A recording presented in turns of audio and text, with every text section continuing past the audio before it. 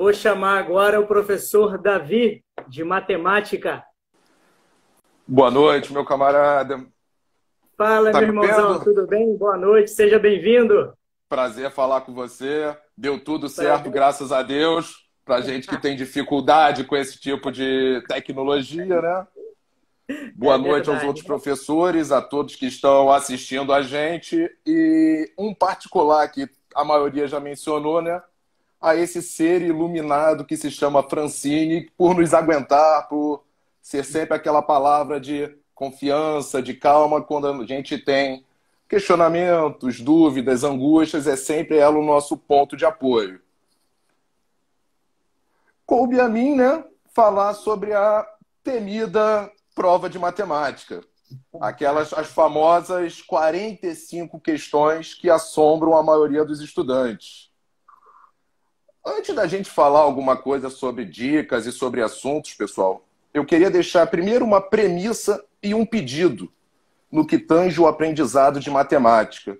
A primeira premissa, que parece uma verdade absurda para a maioria dos estudantes quando eu falo, é que matemática é uma matéria que não se estuda, não se decora. Matemática se pratica. Você consegue aprender matemática praticando, fazendo exercícios, criando um raciocínio lógico, né? Muitos alunos falam, Davi, mas como que eu treino raciocínio lógico? Você treina raciocínio lógico praticando, né? Então, eu quero deixar claro, quando a gente for falar do Enem de matemática, primeiro, o Enem, diferente de outros vestibulares, você veja que o nome não é vestibular. Não é uma UERJ, não é uma Unicamp, não é uma FUVEST. É um exame.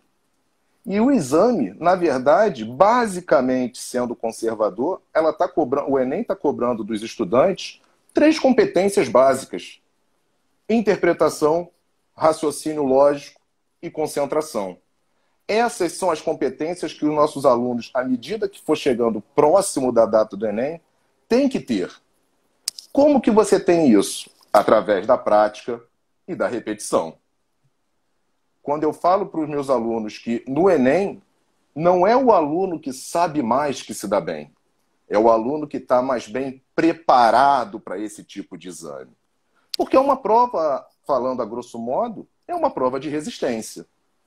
Como é que eu vou fazer, Davi, para estudar e saber responder 45 questões de matemática? Quando eu digo para eles que são questões de raciocínio lógico, de interpretação, vocês têm, na verdade, em média, 3 minutos para fazer cada questão de matemática. É óbvio que algumas vão levar mais tempo, outras menos tempo, mas você fala e assusta muito eles quando a gente diz esse tempo. Como que eu vou fazer isso? Praticando, pegando provas de anos anteriores, cronometrando o tempo. Vocês que têm dificuldade na hora de elaboração, que no popular travam numa questão, você tem que começar a ter aquele know-how de essa questão eu não entendi. Vamos para a próxima. Vamos procurar as questões fáceis do Enem. São 45 questões. A gente diz que, em média, pelo menos de 20 a 25 questões são questões de interpretação, de raciocínio lógico. Eu brinco muito que eu falo o seguinte: é excelente que vocês acertem as questões mais elaboradas, mas eu não estou preocupado com vocês acertarem as questões mais difíceis. A minha preocupação é que eles errem as questões mais fáceis. Eles têm que ter, e na verdade os alunos são doutrinados, vamos dizer assim, pela vida acadêmica, que a questão mais difícil vale mais. E no Enem é o contrário. Eu já vi, eu posso ter menos acertos que você e ter uma pontuação muito maior. A gente poderia, num futuro, numa live futura, dissertar sobre o TRI e sobre como a gente faz isso. Mas tentando falar resumidamente como o professor Daniel, vou tentar ser bem sucinto como ele, eu posso dizer para vocês o seguinte: a gente pode dividir essas 45 questões do Enem em 2 partes. As questões conteudistas, aquelas questões que requerem do aluno conhecimento de fórmula, aplicação de conteúdo aprendido, e aquelas questões de raciocínio lógico, que são as questões que você tem que ter condições de resolver em uma pequena margem de tempo. Elencando alguns assuntos que a gente possa falar rapidamente, que são, a gente brinca, pule de 10, que a gente tem quase a certeza, falando já de probabilidade, que são recorrentes do Enem. Assuntos conteudistas. Uma análise combinatória, as técnicas de contagem, a probabilidade, funções do primeiro e segundo grau, trigonometria, estatística, cálculo de média, moda e mediana, geometria plana, onde você tem que saber a fórmula para calcular as áreas de determinados polígonos, geometria espacial, onde você tem que saber calcular o volume de corpos tridimensionais. São todos assuntos que você tem que ter o conhecimento. São importantes você saber esses assuntos? Claro que são. Mas também vamos falar daquelas questões que a gente chama de questões mais fáceis, que são 3, basicamente, que eu posso resumir para vocês. Análise de gráficos, operações básicas da matemática e razão e proporção. E justamente por serem assuntos que os alunos consideram muito fáceis, são esses que derrubam eles na hora da prova.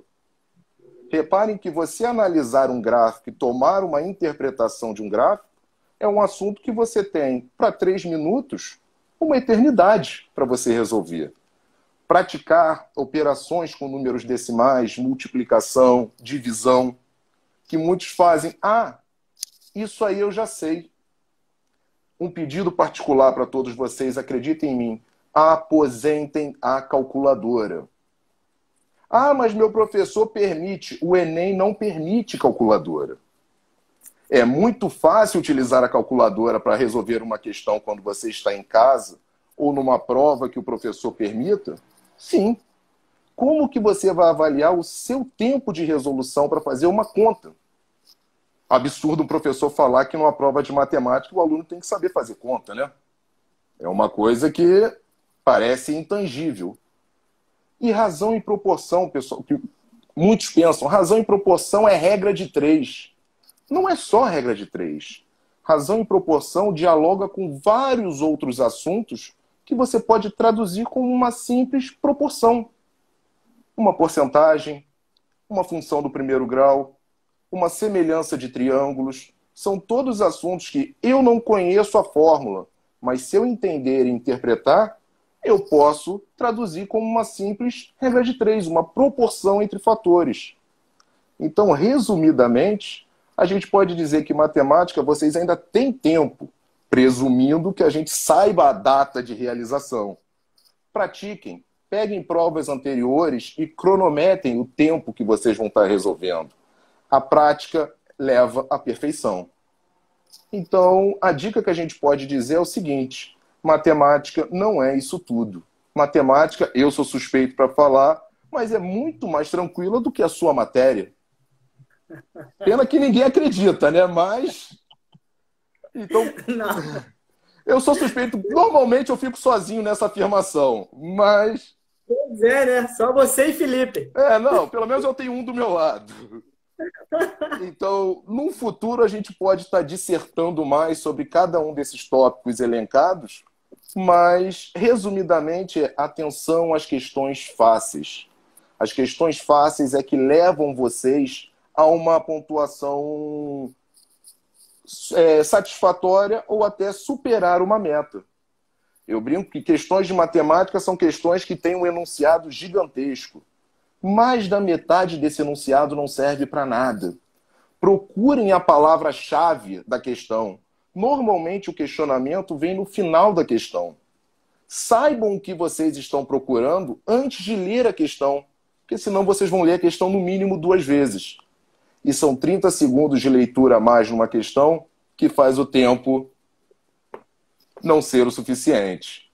Então, o que eu posso falar para vocês, apesar da satisfação de ter conseguido fazer essa parte, é que no futuro a gente pode bater um papo. Paulo tem muito a contribuir com o assunto de matemática, até uma das coisas que ele utiliza, que eu sei, é a notação científica.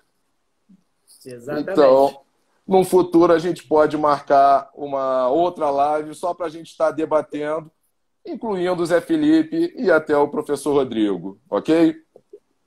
Com certeza. A gente já conversou bastante sobre isso, né? Sobre essa interdisciplinaridade. Sim. Então, biologia e matemática, nossa, tem muito a ver.